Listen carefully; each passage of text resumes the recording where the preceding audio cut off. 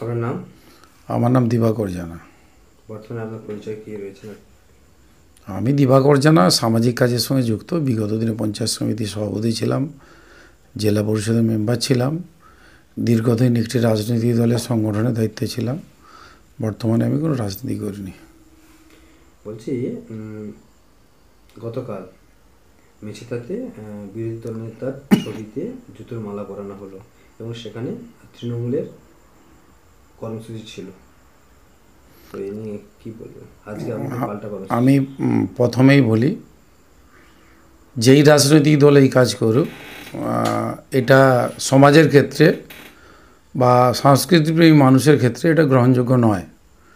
বলে রাখি যে আজকে মেছোদাতে যে প্রতিবাদ সভাটা আমি করেছিলাম, এর মূল কারণ ছিল, আপনারা মনে হয় অনেকে জানেন না, আপনাদের মাধ্যমে আমি জানাতে চাই, এই শুভেন্দু অধিকারী মেছোদা সাজানোর ক্ষেত্রে আজকে যে আধুনিক মেছোদা পাচ্ছেন তার অন্যতম কারিগর।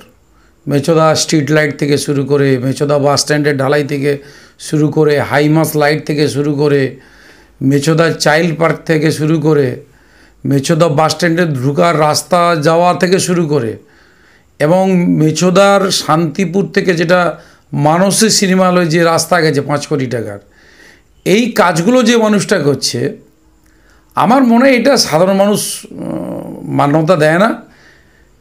কয়েকজন উগ্র, এবং আমি মনে করি আমার সঙ্গে অনেক তৃণমূলের মানুষের সঙ্গে ভালো আলাপ আছে, তারাও এটাকে সমর্থন করেনি এই টাইপের কাজে। আজকে আমাদের যে কর্মসূচি ছিল মেছেদাতে, সেটা কী ধরনের কর্মসূচি ছিল? সেটা মূলত এরই প্রতিবাদে ছিল যে আমরা যারা বিশেষ করে শুভেন্দু অধিকারীর অনুগামী, এই ব্লক সহ এই মহকুমায় আমাদের এটা ভীষণভাবে লেগেছে। আমি আজ তার জন্য মাইকে বলেছি ওখানে যে আজকে তৃণমূল বন্ধুরা যারা মমতা বন্দ্যোপাধ্যায়কে ভালোবাসেন, আজকে যদি এই সভা থেকে মমতার গলায় একটা জুতার মালা দিবা যায়, সেটা আপনাদের কীরকম লাগবে? কষ্ট যেমন লাগবে, ঠিক সেই কষ্টের জায়গা থেকে আজকের এই প্রতিবাদ। আপনি কি মনে করেন এটা একটি পরিকল্পিত রাজনৈতিক কোনো চক্রান্ত, কোনো অংশ থেকে? যে রাজনীতি দল করেছে সেটা তাদের ব্যাপার। এই ব্যাপারে আমি কার কী পরিকল্পনা আছে কী করে বলবো? এই ঘটনার পিছনে কারা থাকতে পারে বলে আপনি মনে করেন? দেখুন, ছবিতে যা দেখেছি, এক শ্রেণীর এক ধর্মীয় সংগঠনের কিছু লোক ছিল, 2-1 আরেক ধর্মীয় ছিল, ঠিক আছে? তো হিন্দু যেমন মহিলাও ছিল, আর কিছু মুসলিম ভাইয়েরা আমার ছিলেন। তো মুসলিম ভাইদেরকে বলবো, আমি কম বেশি প্রত্যেকেই চিনি, এই কাজ থেকে বিরত থাকা উচিত। আজকে আপনি বললেন যে মেছেদাতে কর্মসূচি ছিল, প্রতিবাদ কর্মসূচি আপনাদের ছিল, আগের দিনের ঘটনার প্রতিবাদ। তো এই প্রতিবাদ কর্মসূচির মূল মেসেজ কি, বার্তা কি আপনার? একটাই মেসেজ আজ আমি দিয়েছি, যে যে যার রাজনৈতিক দলের কর্মসূচি তার বাক্যের মধ্যে দিয়ে হোক, তীব্র বাক্যবাণের মধ্য দিয়ে হোক, কিন্তু আমরা বিশেষ করে স্বামী বিবেকানন্দের বাংলা, রামকৃষ্ণের বাংলা, বিদ্যাসাগরের বাংলা, বিশেষ করে পূর্ব মেদিনীপুর, যেখানে ওয়েস্ট বেঙ্গলের শিক্ষার হার সবথেকে বেশি, সেই জেলায় এই টাইপের ঘটনা কাম্য নয়। বলছি, আজকে যে আমরা যে প্রতিবাদ যে সময় করেছিলেন, প্রতিবাদের সময় প্রশাসন মানে পুলিশ প্রশাসনের ভূমিকা কেমন ছিল? না, আমাদের পুলিশ এসেছিলেন, ওনারা রিকোয়েস্ট করেছিলেন যে নোটিশ দিয়ে করা, কিন্তু আমরা টুকন প্রোগ্রাম করেছি। আমরা গোটা রাস্তা ক্লিয়ার রেখে, বিশেষ করে ওই এলাকার মানুষ জানেন, যারা পথচারী প্রায় 500-700-800 মানুষ দাঁড়িয়ে গেছিলেন এই প্রোগ্রামটা দেখার জন্য, তো তারাও বলবে আমরা পুরোপুরি রাস্তা, এবং আমার বক্তব্যও আছে যে কীভাবে শান্তি শৃঙ্খলা বজায় রেখে একটা সুষ্ঠু প্রতিবাদ জানাতে হয়, আমরা সেটা আজ করেছি। কতজন অংশ নিয়েছিলেন আজকে? আমাদের 400 থেকে 500 লোক অংশগ্রহণ করেছিলেন। আপনি তো বলেন আপনি শুভেন্দু অনুগামী একজন, তো শুভেন্দু অনুগামী হিসেবে যে আপনার কি পদক্ষেপ হতে পারে এরকম প্রতিবাদের? ধরুন আগামী দিনে কি হতে পারে এরকম যদি ঘটনার পুনরাবৃত্তি ঘটে? আমি সেখানে বলেছি, আজ শুভেন্দু অধিকারী আমি ব্যক্তিগতভাবে ভগবান মানি, আমার প্রায় 19 বছর ওনার সঙ্গে আলাপ। তো যারা শুভেন্দু অধিকারী যদি এই টাইপের ঘটনা হয়, আমাদের গায়ে লাগলে আমরা প্রতিবাদ করব, শান্তি শৃঙ্খলা বজায় রেখেই প্রতিবাদ করব। আপনারা যখন এই প্রতিবাদ কর্মসূচিটা করছিলেন, তখন আরও পথ চলতি মানুষ, সাধারণ মানুষ ছিল, তো তাদের কাছ থেকে কেমন কি প্রতিক্রিয়া পেয়েছে ঘটনার পরবর্তী? দেখুন, আমরা তো প্রতিবাদ করেছি, প্রতিক্রিয়া এখনও অবধি পাইনি। নিশ্চয়ই প্রতিক্রিয়া ওই এলাকার বহু শুভনোদ্দায়ী আমার আছে, তাদের মাধ্যমে পেয়ে যাব। বলছি, রাজ্য রাজনীতির ক্ষেত্রে এইরকম একটা ঘটনা কোনো দীর্ঘমেয়াদী প্রভাব ফেলতে পারে, কি মনে হচ্ছে আপনার? দেখুন, বাংলার বর্তমান পেপার, পত্রিকা, টেলিভিশন, নিউজ চ্যানেলে যা দেখি দৈনন্দিন, বাংলার রাজনীতি ঠিক আজ থেকে 20-25 বছর, 30 বছরের আগেকার রাজনীতি, এখনকার রাজনীতি অনেকটা অয়ষ্ণু আসছে, অয়ষ্ণু ভাব এসছে, হিংসা বেড়েছে। এবং আমি দ্ব্যর্থহীন ভাষায় বলতে পারি, অ্যাডমিনিস্ট্রেশন যদি একটু সজাগ হয়, তাদের দৃষ্টি যদি সংবিধান মেনে হয়, তাহলে এগুলো থেকে এড়ানো যাবে। আরেকটা প্রশ্ন হচ্ছে, পশ্চিমবঙ্গের বিরোধী দলনেতার বিরুদ্ধে এ ধরনের অপমানজনক ঘটনা কি গণতন্ত্রের উপর আঘাত নয়? আপনি কি মনে করেন? অবশ্যই। তিনি একজন রাজ্যের বলিষ্ঠতম নেতৃত্ব এবং তিনি এই রাজ্যের বিরোধী দলের নেতা, সরকারি স্বীকৃতিপ্রাপ্ত। তো তার ছবিতে যদি এটা হয়, তার যারা শুভনোদ্দায়ী এখন হয়তো ঠান্ডা মাথায় এই প্রোগ্রাম করছে, এরপরে দেখা যাবে ঘুরে ঠিক একই রূপ যেটা হচ্ছে সেটা তার অনুগামীরা করতে বাধ্য থাকবে যদি না বন্ধ হয়। আপনি কি মনে করেন এই ঘটনায় রাজ্য রাজনৈতিক অসহিষ্ণুতা বৃদ্ধির ইঙ্গিত দিচ্ছে? অবশ্যই। এটা হওয়া উচিত নয়, বাঞ্ছনীয় নয়। বাংলায় কথা বলেনি।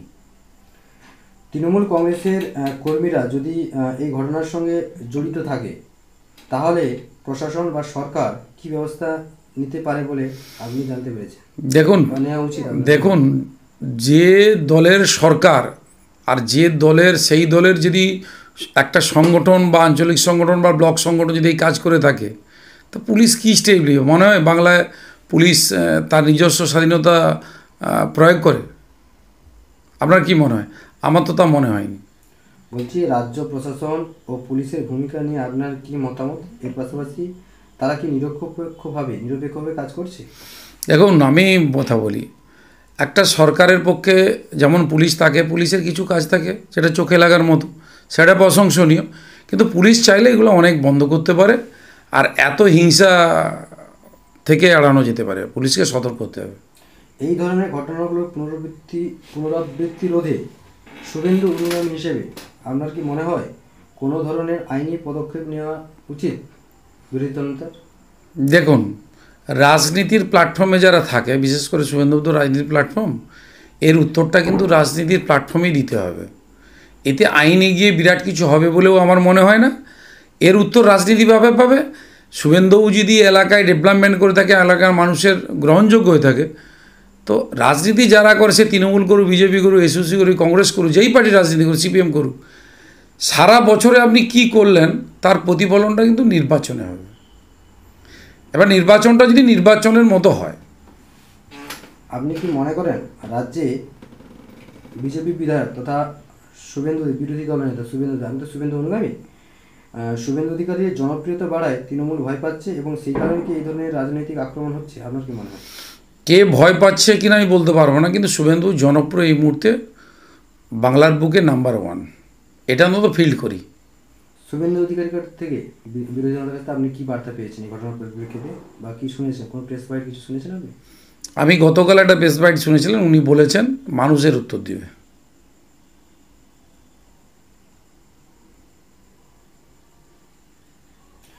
2026 সালে তো বিধানসভা নির্বাচন রয়েছে, কি মনে হচ্ছে কি হতে পারে? দেখুন, আমি রাজনৈতিক কর্মী ছিলাম এক সময়, হয়তো এই মুহূর্তে রাজনৈতিক কর্মী নয়। আমার রাজনৈতিক কর্মজীবনে যে 18-19 বছর, সেই অভিজ্ঞতা থেকে একটা জিনিস বলতে পারি, বাংলায় পরিবর্তনের হাওয়া আছে।